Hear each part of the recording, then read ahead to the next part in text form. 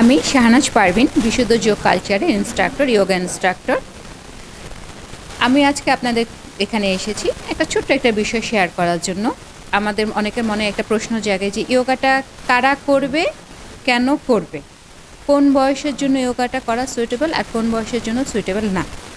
এখন আমরা যদি এক কথায় বলতে যাই যে যোগা কারা করবে, যোগা কিন্তু আমরা ছোট থেকে বড় সবাই করতে পারি, সুস্থ অসুস্থ সবার জন্য যোগাটা কম্পালসারি। এখন আমার যদি 6 থেকে 7 বছরের কোনো বাচ্চা থাকে, আমি তাকেও যোগা করাতে পারি। আবার আমার বয়স যদি 90 আপ হয়, 70 আপ হয়, 80 আপ হয়, তখনও কিন্তু আমরা যোগা করতে পারি।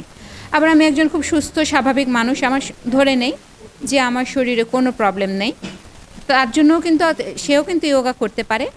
আবার যে খুব অসুস্থ, যার হাই প্রেশার আছে, ডায়াবেটিস আছে, আর্থাইটিসের প্রবলেম আছে, থাইরয়েডের প্রবলেম আছে, তাদের জন্য কিন্তু যোগা আরও ভালো। যে অনেকে আমরা মনে করি আমি তো সুস্থ আছি, স্বাভাবিক আছি, আমি কেন যোগা করব। আমি সুস্থ আছি, এই সুস্থ থাকার জন্যই আমাকে যোগা করতে হবে, যেন আমি আরও বেশি সময় ধরে সুস্থ থাকতে পারি, অসুস্থতা যেন আমাকে ছেঁকে না ধরে। আবার যারা আমরা আনফর্চুনেটলি যে আমরা অসুস্থ হয়ে গিয়েছি, তারা করব না, তারাও করব।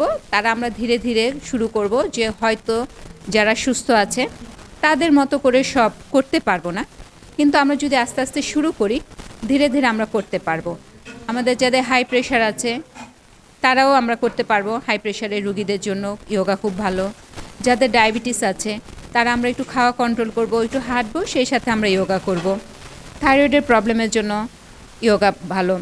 তো আমরা যে কোনো রোগের জন্য যদি চাই যে আমরা রোগটাকে কন্ট্রোল করব এবং সুস্থ স্বাভাবিক একটা জীবন চাই, তাহলে আমরা অবশ্যই যোগা করব। তার মানে কি বুঝলেন দর্শক মণ্ডলী, যে যোগা সবার জন্য, সুস্থ অসুস্থ, ছোট বড়, কম বয়স অল্প বয়স, সবার জন্য যোগা।